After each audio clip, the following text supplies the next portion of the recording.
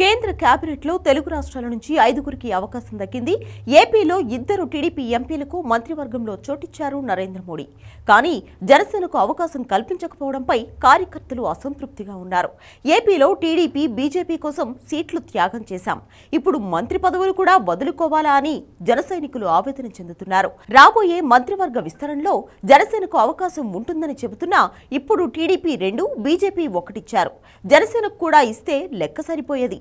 లేదంటే టీడీపీకి 1 తగ్గించి తమకు ఎందుకు ఇవ్వలేదని ప్రశ్నిస్తున్నారు. ఆంధ్రప్రదేశ్లో కూటమి అనూహ్య విజయం వెనుక పవన్ సునామీ పనిచేసిందని ఎన్డీఏ మీటింగ్లో స్వయంగా చెప్పారు ప్రధాని నరేంద్ర మోడీ.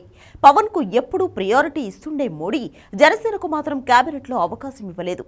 జనసేన నుంచి 2 ఎంపీలు గెలిచారు. మిత్రపక్షాల్లో 5 కంటే తక్కువ ఎంపీలు ఉన్న పార్టీలకు సహాయ మంత్రి పదవి ఇవ్వాలని ఎన్డీఏలో నిర్ణయించారు. అలాగే కేటాయింపులు చేశారు. టీడీపీకి 1 కేబినెట్, మరో సహాయం ఇచ్చారు. జనసేన నుంచి సీనియర్ ఎంపీ బాలశౌరి పేరు చివరిదాకా వినిపించినా ఆయన్ని ఎందుకు ఎంపిక చేయలేదన్నది ప్రశ్నగా మారింది. అసలు కేబినెట్లో చేరికకు పవన్ ఇంట్రెస్ట్గా ఉన్నారా లేదా? ఉంటే పార్టీ తరపున ఎంపీ అభ్యర్థి పేరును రికమెండ్ చేశారా అన్న డౌట్స్ వస్తున్నాయి.